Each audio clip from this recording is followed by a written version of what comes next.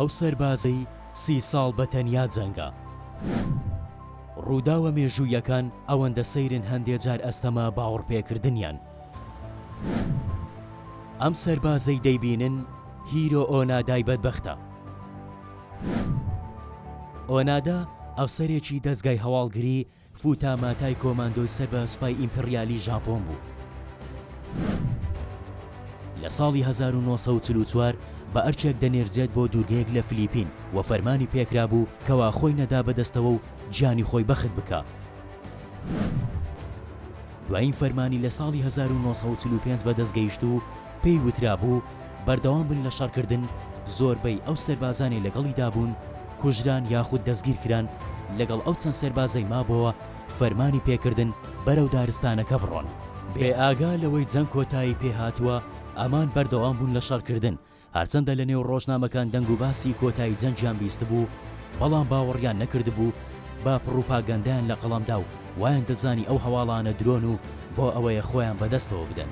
بەو ئەقڵیەتەوە بەردەوام بوون لە جەنگ، هێرشیان دەکردە سەر خەڵکی ناوچەکە و ئەیان کوشتن. ئەوانش لەلایەن دەسەڵاتدارانی ناوچەکەوە ئەکوژرانەوە.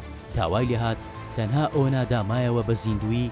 سەربازەکان ئەوەی کە مایەوە لەسەر مۆز و گوێزی هیندی و دزیکردن لە خەڵکی ناوچەکە دەژیان. لە ساڵی 1959 ئۆنادا بە فەرمی وەک مردوو لە قەڵەمدرا تا ئەو کاتێک قوتابیەک بە دوایدا دەگەڕێت و ئەیدۆزێتەوە.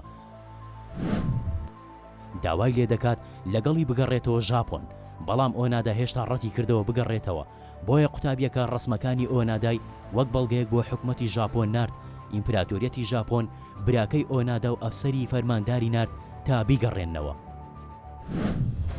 ئۆنادا کاتێک ئەمەی زانی سڵاوێکی سەربازی کرد و دەستی کرد بە گریان بە بیستنی ئەو هەواڵە و زانی ئەو ئەرکەی لەسەری بوو ئەنجامی داوە و خۆی ڕادستی حکومەتی فلیپین کرد لە تاوانەکانی خۆش بوون، چونکە ئۆنادا لەژێر گریمانەی جەنگدا ئەو کارانەی ئەنجام داوە. ئۆنادا لە ساڵی 1974 گەڕایەوە بۆ ماڵ وەک پاڵەوانی جەنگ ناسێنرا، وەک دڵسۆزی و پابەندبوونی بە وڵاتەکەیەوە لە تەمەنی 52 ساڵیدا لەلایەن دایک و باوشی و هاوڵاتیانەوە بەخێرهاتنەوەی کرا و ئۆنادا وتی جەنگام بۆ نیشتیمانەکەت پیرۆزترین ئەرک و گەورەترین شانازیە.